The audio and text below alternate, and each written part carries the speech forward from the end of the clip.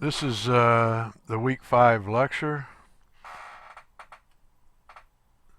Today I want to talk about discrimination and micro-inequities. Chapter 6 of our text discusses theories of discrimination, and this whole theory of Mary Rose micro-inequities I think is useful. I'd like to start and review a little bit of the history of immigration in the United States. Melting pot theory was used in the early years of U.S. immigration, and most people are familiar with that term. Matter of fact, you still hear the term today, even though it's not really accurate and it implies things that are misleading. But the United States had an open policy on immigration until 1882, and this open policy had a tendency to focus on the character of people. Like for example, no prisoners. There was some focus on ethnic groups back then. For example, Chinese were excluded. In 1921, we changed to the national origins quota system, which had a tendency to favor Europeans. And back then, immigrants were expected to assimilate. In other words, the idea was that they would give up their ethnic identity and they would adopt a cultural stereotype that existed in the United States. So they were forced to assimilate.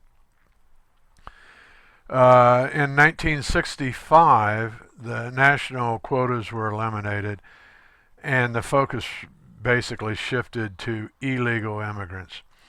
Now, also in the 60s, legal immigrants from Mexico came to the United States and established an Hispanic culture or subculture within the United States. Also, immigrants started coming in from outside of Europe, so these were people who were not Caucasian. So the melting pot theory was not working for groups from places other than Europe. And this was a key factor in the history of immigration. So the United States as a nation shifted from the melting pot theory to cultural pluralism. Now the major difference here, just to give you a definition here from the Sociology Dictionary, it's the peaceful, more or less, coexistence of multiple subcultures within a given society. This meant that groups could immigrate to the United States and maintain or sustain at least partial elements of their original culture. And this is perfectly fine. It's acceptable. It has no negative influence or implications on patriotism. In other words, a group of people can immigrate to the United States, maintain their culture, and be as patriotic as anyone else. Today, multiple subcultures exist, and it's common. Just like, for example, I live in the Detroit area, and we have subcultures of from the Middle East, Hispanic and Asian and European. There's multiple subcultures existing within the Detroit area.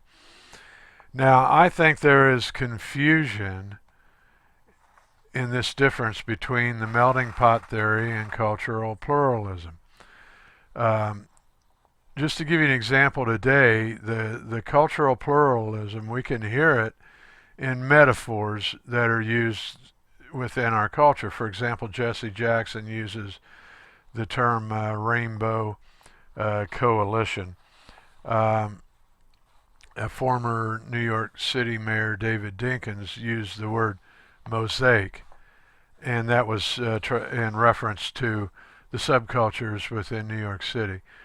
Shirley Chisholm uses the metaphor salad bowl, which has been widely adopted, melting pot versus salad bowl. Barbara Jordan used the term kaleidoscope. So these are all terms that are now referring to cultural pluralism. Now, in this confusion, let me try to explain where I think the confusion exists, and this is also defined by Salins.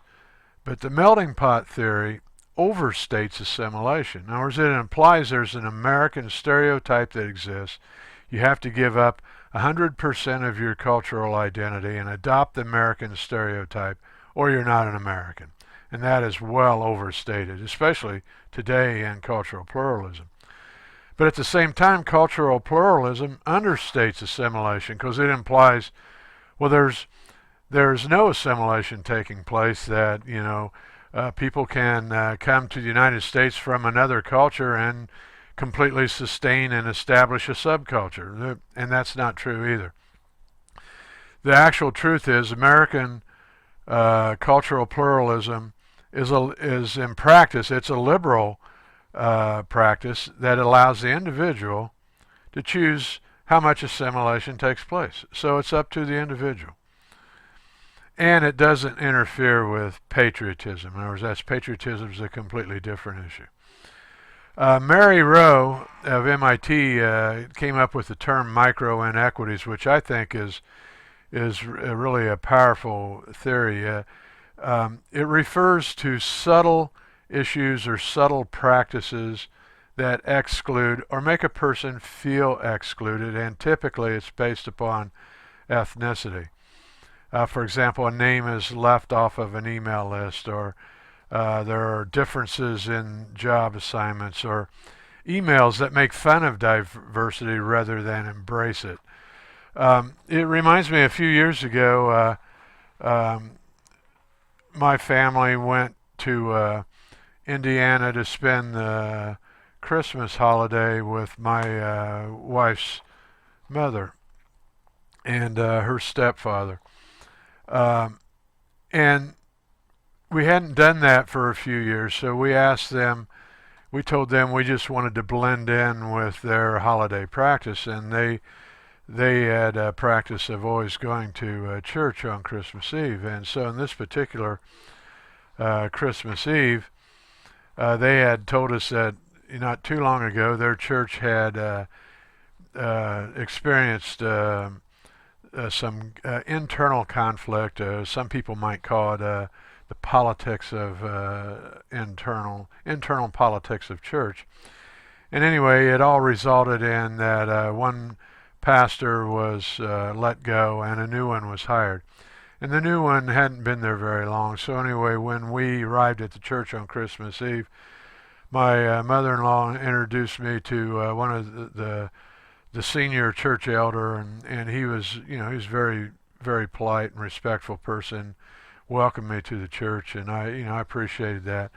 They also brought up the new pastor and introduced me to the new pastor, who also was very cordial and welcoming, and so I felt good about both those introductions. So in this particular church, there were 3 sections of pews. There was a section in the middle, and then one on the right of the middle, and one to the left of the middle.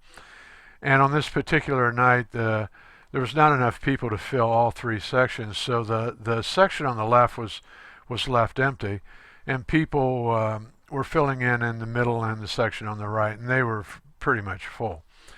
And so we sat about 2/3 of the way back in the middle section, and I noticed that the podium that the pastor delivered the sermon from was just to the left of the middle.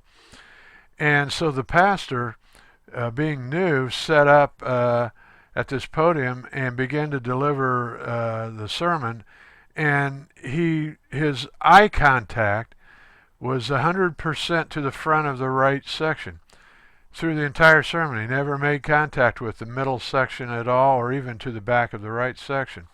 And it just so happens that the church elder, the senior elder who was responsible for hiring, was sitting at the front of the right section. So this particular pastor made it a point to make eye contact with that person and no one else. And so I was sitting there with my son. I asked my son, I said, "Do you notice anything?" He says, "Oh yeah." I said, "This guy's only looking in one place." And I said, "Yeah, how does that make you feel?"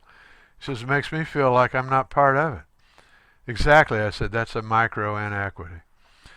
I do think this is a powerful theory, and once you've been exposed to this theory, there was just being aware of this theory, that you can in a micro way exclude or include someone through an affirmation. I think it changes your behavior when you think about this, and it can be managed. And I'll end this on a quick example. Um, when I was qualifying as a mediator for the state of Michigan, I had to mediate a mock mediation. And it just turns out that the two disputants were professional mediators whose purpose was actually to evaluate my behavior. And one of them had been using a stopwatch under the table and timing how much time I spent making eye contact with each disputant. And as it turns out, I was pretty well balanced. And anyway, in debriefing, he told me and explained the importance. He said, if you spend more time making eye contact with one disputant than another, it will be perceived, he didn't use the word micro-inequity, but he said it'll be perceived as discrimination, and you're increasing the likelihood that the mediation will end in a non-agreement. And I never have forgot that's an important consideration. And so it's important, I think, that once you learn this theory of micro-inequities and micro-affirmations, because you can affirm people in the same way, I think it's a good theory to add to the collection of discrimination theories from Chapter 6 of Land and County. Thank you.